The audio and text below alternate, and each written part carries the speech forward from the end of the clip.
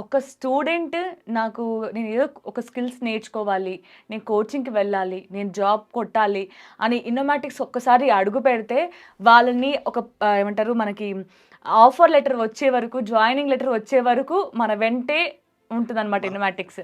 కేవలం joining letter వరకే కాదనిపిస్తుంది నాకు. సో తర్వాత కూడా మిమ్మల్ని చూస్తే ఇంకా జర్నీ స్టార్ట్ అవుతుందనుకుంటా. ఇంకా కంటిన్యూ అవుతుందేమో. జర్నీ కంపల్సరీగా స్టార్ట్ అవుతుంది. అంతెందుకండి ఇంనోమాటిక్స్‌లో ఒక చిన్న ఎగ్జాంపుల్ చెప్తా. ఇంనోమాటిక్స్ నేను కంప్లీట్ చేసుకొని నేను 1 ఇయర్ నేను వేరే కంపెనీలో జాయిన్ అయిపోయాను. అక్కడ ప్యాకేజ్ కూడా బాగానే ఉంది. నేను వర్క్ చేస్తూనే ఉన్నాను. నాకు వెంటనే జాబ్ ఆపర్చునిటీ కావాలి. మా కంపెనీలో రిక్వైర్మెంట్ ఉందన్నమాట. నా కంపెనీలో రిక్వైర్మెంట్ ఉండగానే నేను ఇంనోమాటిక్స్‌కి కాల్ చేశాను. రిక్వైర్మెంట్ ఉంది. మరి స్టూడెంట్స్ మంచి స్టూడెంట్స్ పంపించగలుగుతారా ఫస్ట్ అని నేను అడిగాను నేను.